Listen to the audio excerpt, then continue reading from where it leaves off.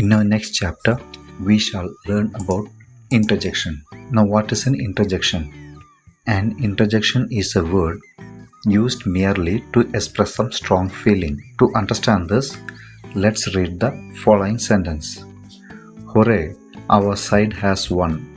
Alas, our side has lost. Oh, what a beautiful rose. Hello, Ramesh, how are you? Hush, I hear someone coming.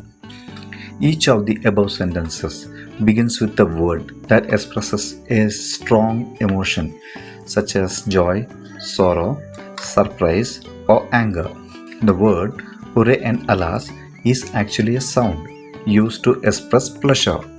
Such words are called interjection. Hence, an interjection is a word used merely to express some strong feeling. Few more examples of interjection. Ouch, when we say this when we are in pain. Shh, it's silence. We ask somebody to be silent. View, relief, a sigh of relief. Whoa, it's a surprise. Whenever we get surprise, we use the word. A is other word for S. Yippee is just a celebration. Hope you understand the interjection. Please like, share and subscribe.